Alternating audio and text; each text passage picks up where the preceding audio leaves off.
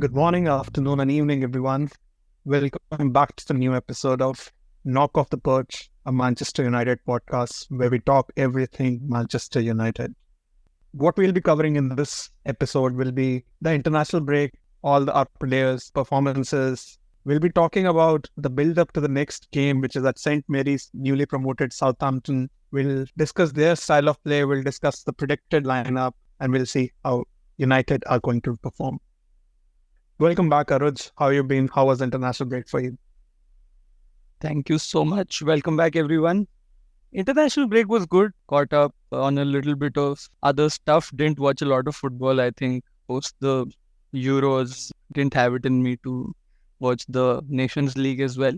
But yeah, I did get into a little bit of a reading about Manchester United and found something fascinating about the first black footballer to represent Manchester United. And this was way back in 1962-63 season when Sir Matt Busby gave opportunity to a young lad called Dennis Walker.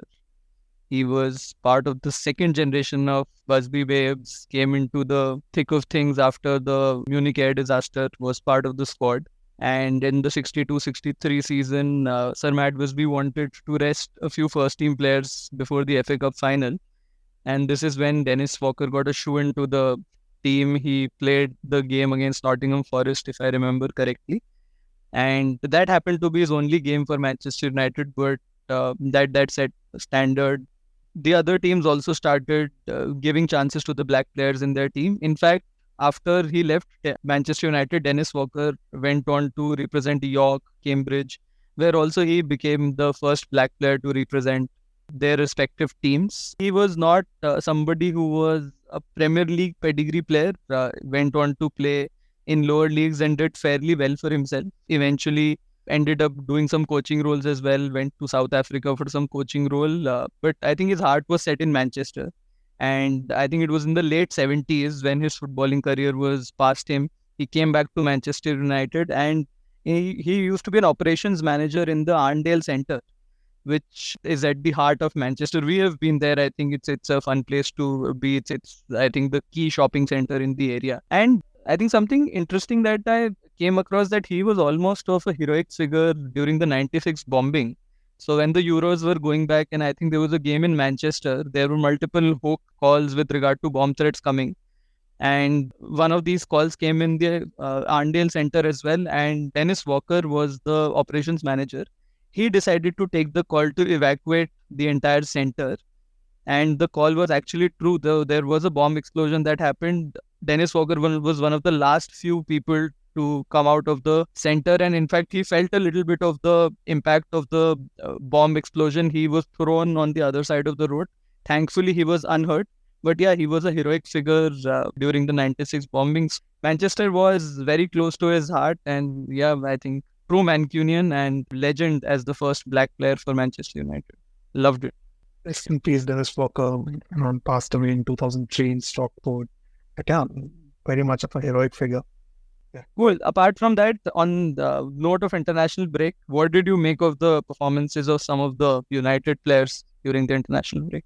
Very happy that none of the 15 players who represented their respective countries were hurt, were injured.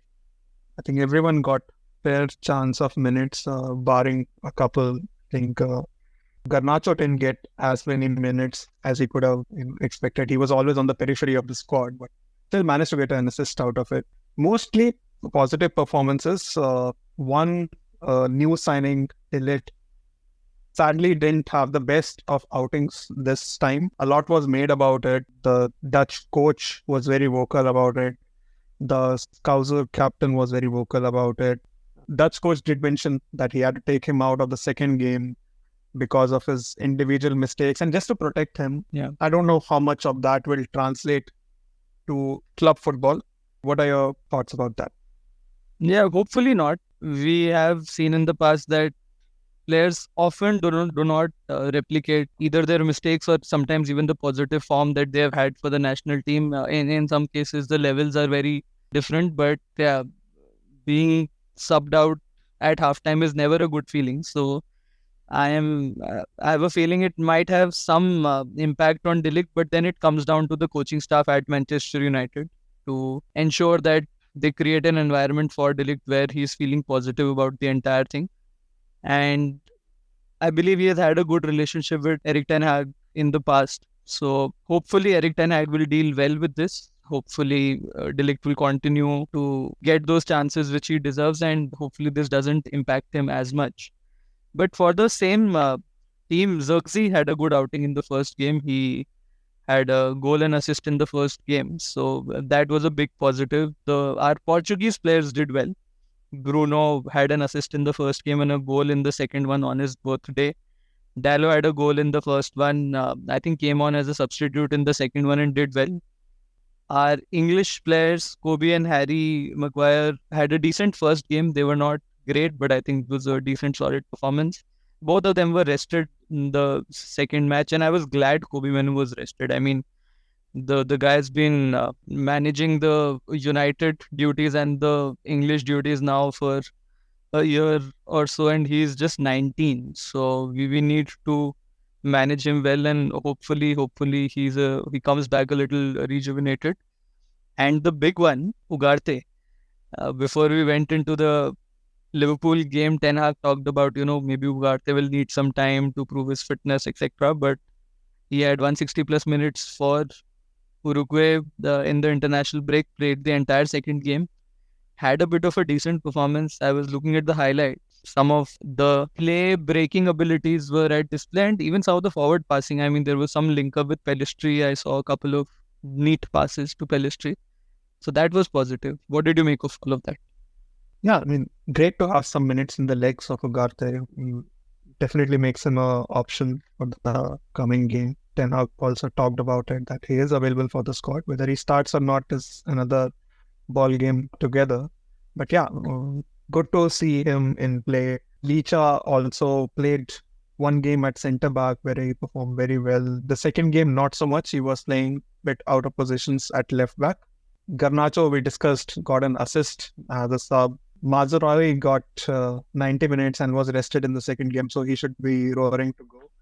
Yeah. Ahmad played as a attacking midfielder in a couple of games and was quite positive in his performances as well. Yep. So I think all in all, a positive international break for most of the United players, which is always a good sign. As you talked about earlier, no injury, which is a big one for United. So some positives getting into the game against Southampton. Talking about that, what do you make of Southampton? How they have been playing so far, and what should United be wary of in the build-up to this one? So kudos to Dennis Martin for bringing refreshing possession type play from the Championship and trying to translate that into Premier League. I think it is very bold of him.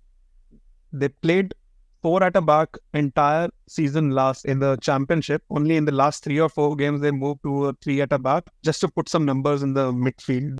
He's been continuing the same formation this season at Southampton in Premier League.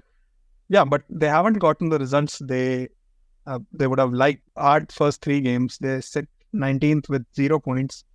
They conceded 5 goals, scored only 1. On the brighter side of things, they've maintained possession almost above 60% in almost all their games.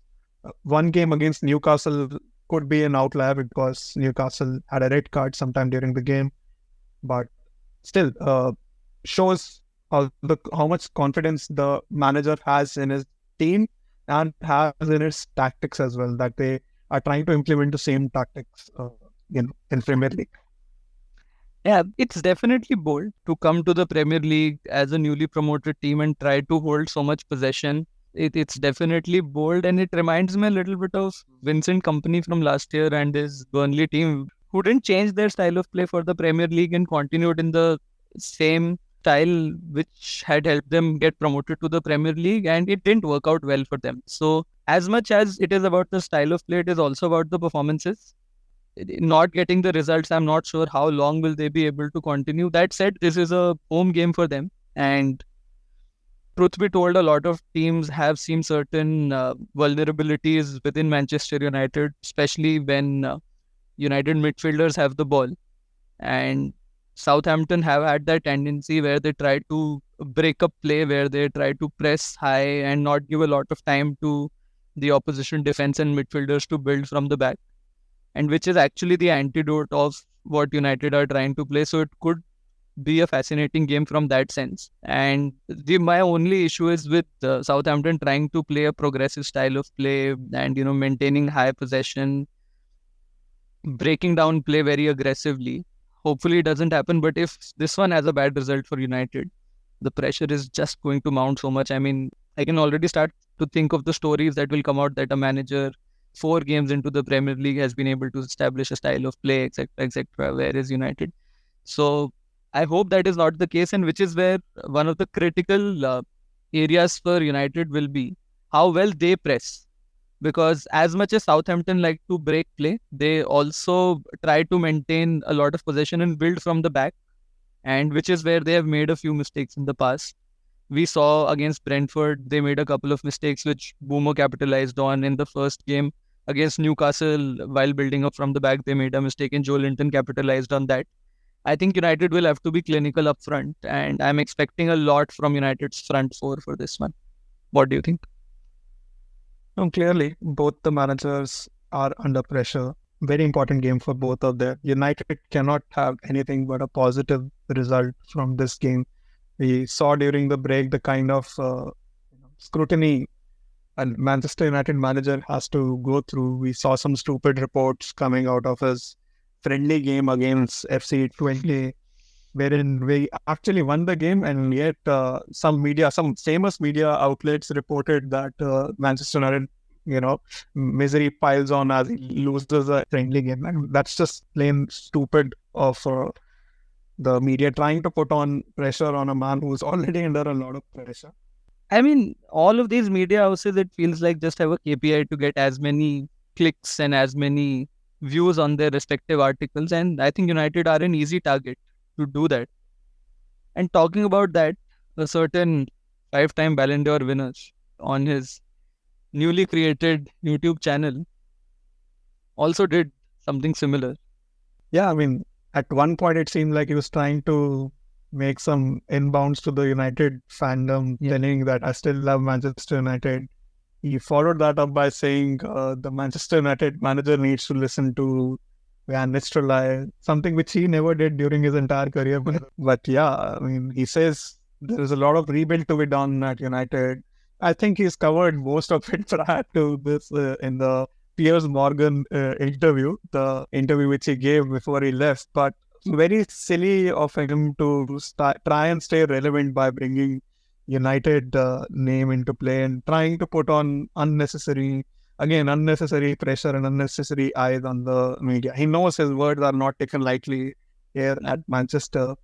A lot of fans still consider, I know personally a lot of fans who are still in the Ronaldo fandom phase, who still believe that Ronaldo, even though of his frailties in build-up, even though his frailties of pressing, not fitting in the Ten Hag system at all, should have continued, and Ten Hag should have been the one who should have shown the door. But yeah, all of these things, I don't think it helps the narrative. But that being said, we hear these things every fourth, fifth day out of a United ex-player. So, this is something which I've gotten used to. It's easier to block the noise for me than I guess most Manchester United fans.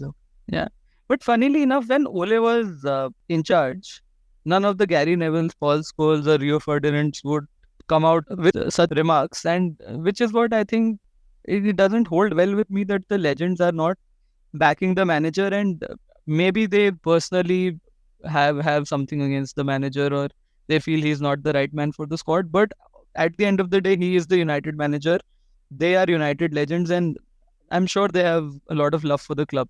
So it needs to translate into some bit of support in the media as well. And these guys are pretty much influencers as things stand today. So hopefully there is something positive, and the only way that some of this narrative will start changing is if we are able to build a chain of wins. We need a series of wins, and I think right now is a good starting point. We have a couple of decent Premier League games. We have relatively easier fixture in the Carabao, couple of easier fixtures in the Europa League, and we close that up with games against Spurs and Villa before the next international break. So yeah, this period around 7 games is going to be critical for us. No, definitely will be. Talking about team news for these upcoming games, uh, all the international players came back fit and fine, but sadly, Hoyland and Shaw are still unavailable for this upcoming game. So we won't be starting with the. We will be starting again with the not so natural left back and a 9.5 for our number 9 again. Even though he comes with a stain of newfound confidence with his international break, what changes do you see in the upcoming time? Well, first things first, Rasmus and Shaw, I am okay as long as, they're being given the time to come back fitter and, hopefully they don't get into that same trap of another injury very quickly. Shaw has had some of those in the past few months now. So hopefully they're coming out fitter. Hopefully the new structure is putting in some changes in the medical department as well. Oh, on that note, there were some videos floating around of new recovery equipment being installed at Manchester United with 25% improvement in the recovery speed and all of that. So hopefully our players get less injured. But in a couple of games, hopefully Hoyland and Shaw are in a position to be back. But talking about this one, I am not so sure of many changes to the squad. I mean, in defense, the only question mark will be whether to start De Ligt or Harry Maguire. And completely going on club form, De Ligt had started the previous one. Maguire was on the bench. Although we conceded 3, De Ligt, in my eyes, had a fairly positive performance against Liverpool. Keeping aside what happened during the internationals, Ten Hag would want to provide some confidence to De Ligt. I have a feeling De Ligt starts and we maintain our defense. A lot of questions are going to be asked about our midfield, whether it is Casemiro who starts or Ugarte who starts. My sense is, given Casemiro has been with the squad for the 2 weeks and Ugarte only came back on Thursday and hasn't had a lot of training sessions, I have a feeling Casemiro starts this one, but maybe Ugarte comes in as a substitute. The other two, Menu and Bruno, retain their spots in the squad. And front three, given this is the predicted segment, maybe we retain the front three. It's Garnacho, Rashford and Zugzi, I think. What are your thoughts? No, I mean, you rightly put your finger on the key important ones. Maguire versus Dinnet is where. So I see it going both ways. The manager might want to protect Delete from the extra scrutiny and give Maguire a chance. So Maguire was rested for the second game for England, so Maguire might get a shoe in. Maguire and Licha already have a very good, better rapport than Delete and Licha for now. And, Maguire might get a shoe in.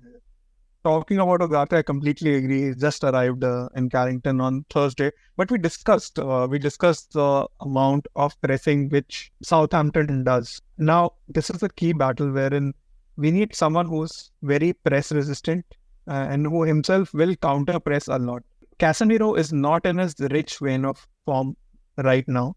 Ugarte might be a better option to start this one because just being based on, we haven't seen him play for United yet. He wasn't part of the PSG's preseason as well. But, just for the matter of his counter pressing abilities and because of his legs, he might be a better option to start in front of Casemiro. Talking about the front, Marcus Rashford was part of a external training program. He kept posting about that. So he seems raring to go. So it might be good for Ten Hag to give him another chance. I don't know how many chances he'll get, but yeah, he seems to have the favor of Ten Hag, and rightly so. In his first season, which we find to be a success, Ten Hag's first season was a success in our eyes. Rashford was the key player. He was the one who scored 30 goals. And I think Ten Hag still sees that player in him and believes that he can come back from it.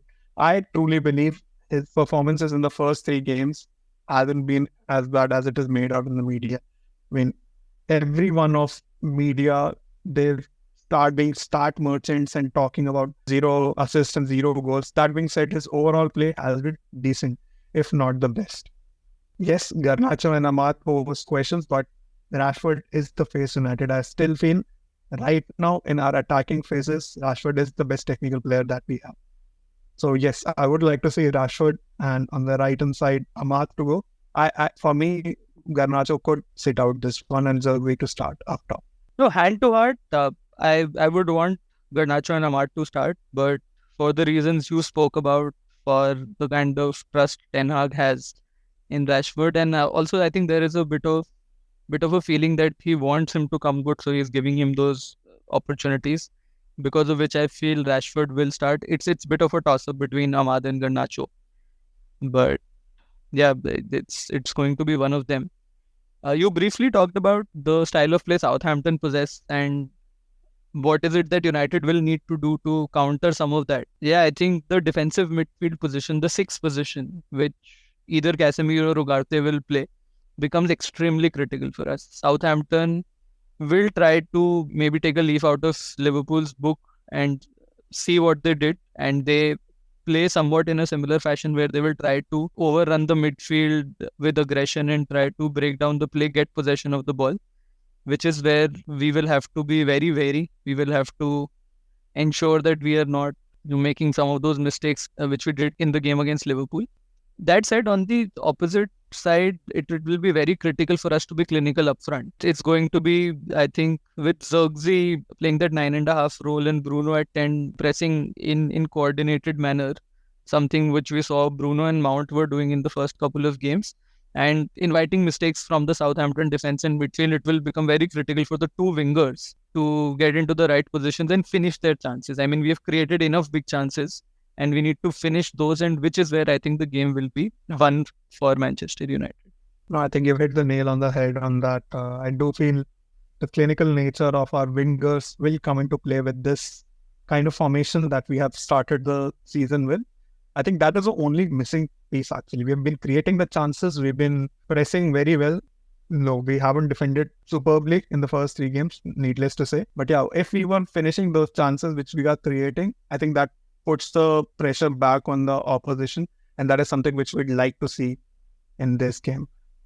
On which point, I'd very much predict a 3-1 victory for United this weekend. I believe this is the game where we click, all our attackers click. I would like to see, and I predict a brace from Marcus Rashford and another goal from Ahmad. Since our defense is not in their most confident week, I'll give one set piece goal to Southampton as well. Now, funnily enough, I also had 3 goals for United, but for a change, I'm predicting a clean sheet for United. I feel this is the game where our defense also starts clicking, whether it is De Ligt or Harry Maguire, I think.